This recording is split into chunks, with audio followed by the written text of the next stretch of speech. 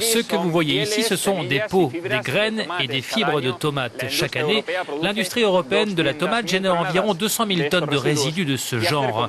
Comment les utiliser de manière écologique et économiquement viable? Chercheurs et industriels ont élaboré une recette plutôt étonnante. Dans cette usine de transformation près de Parme, en Italie, environ 2200 tonnes de tomates fraîches sont préparées et conditionnées chaque année.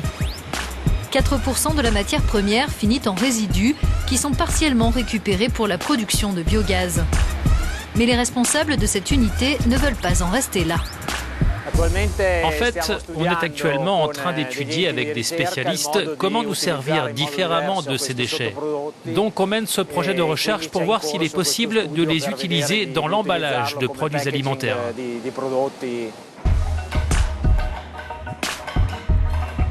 Pour les besoins de la science, ces chercheurs qui participent au projet européen Biocopac se sont mis à la cuisine créative.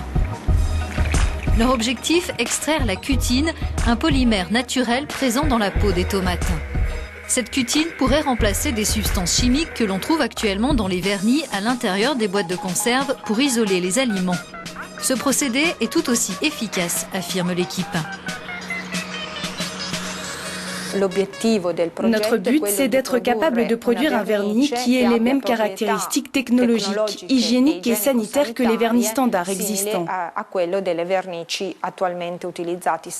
On cherche à obtenir un vernis inerte vis-à-vis des aliments et étanche pour éviter qu'il ne soit en contact avec le métal de la boîte.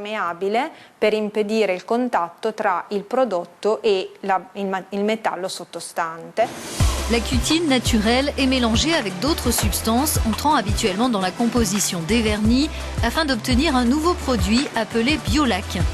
Ce site en fabrique environ 15 000 tonnes chaque année. Et si les propriétés et les méthodes de production sont les mêmes que pour les vernis standards, cette Biolac a un aspect visuel différent. La cutine des tomates est une substance très foncée qui, une fois mélangée, devient légèrement jaune. D'un côté, elle présente beaucoup d'avantages parce qu'elle nous permet de ne pas avoir à ajouter de colorant si on veut un vernis jaune. Mais d'un autre côté, en l'état actuel de nos recherches, on aura du mal à aboutir à un produit totalement transparent.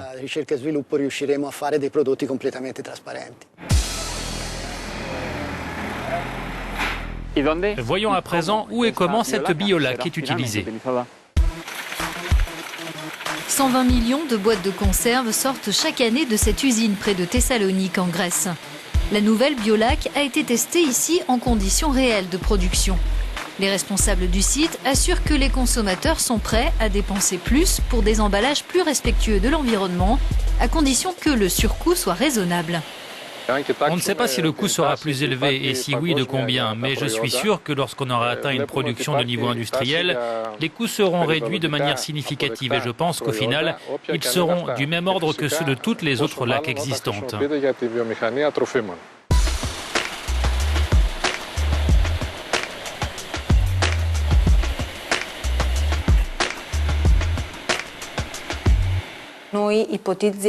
À l'issue de nos recherches, notre hypothèse, c'est que cette nouvelle Biolac puisse être commercialisée en grande quantité dans au moins 2 ans et demi, 3 ans.